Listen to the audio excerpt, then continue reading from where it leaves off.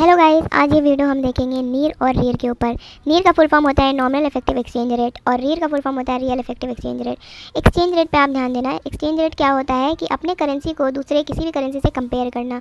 यहाँ पे नीर का जब बात आता है तो इसमें होता है कि अपने करेंसी को बास्केट ऑफ करेंसी से कंपेयर करना। यानी अब आप अपनी करेंसी को डॉलर से भी कंपेयर करोगे, पाउंड से भी कंपेयर करोगे, यूरो से भी कंपेयर करोगे और भी बाकी सारे करेंसी से कंपेयर करोगे।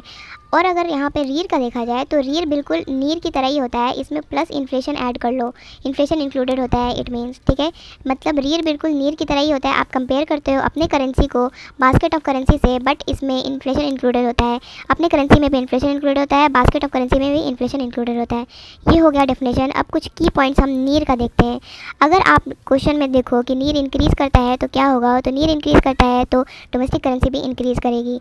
अगर नीर डिक्रीज़ होता है तो डोमेस्टिक करेंसी भी डिक्रीज़ करेगी। नीर का कुछ एक्स्ट्रा पॉइंट देखो तो नीर का कोई फिक्स स्टैंडर्ड्स नहीं है।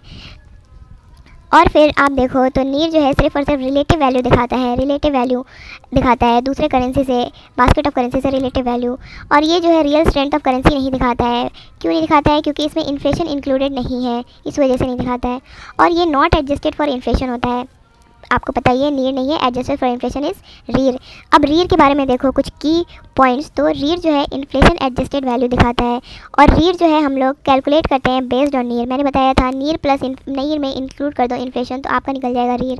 तो बेस्ड ऑन नीर होता है, ये मोर एक्यूरेट होता है और ये रियल स्ट्रेंथ ऑफ करेंसी दिखाता है। रीर जब, अब रीर का कुछ एक्स्ट्रा पॉइंट देखो जो एग्जाम में आते हैं। तो रीर जब भी इंक्रीज़ करता है तो एक्सपोर्ट एक्सपेंसिव हो जाता है और इंपोर्ट चीप हो जाता है। दिस मीन्स जब इंपोर्ट चीप हो जा रहा है तो इससे हमें पता है कि हमारा ट्रेड डिटोरिएट हो जाता है, क्योंकि एक्सपोर्ट एक्सपेंसिव है और इंपोर्ट हमारा चीप है। तो रीर जब भी इंक्रीज़ करेगा ट्रेड डिटोरिएट होगा।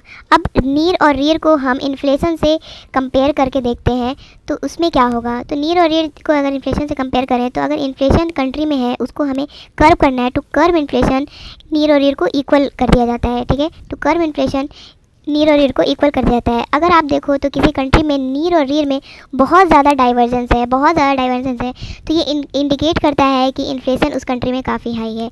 That's it. इतने क्वेश्चन ही, इससे ज़्यादा आपको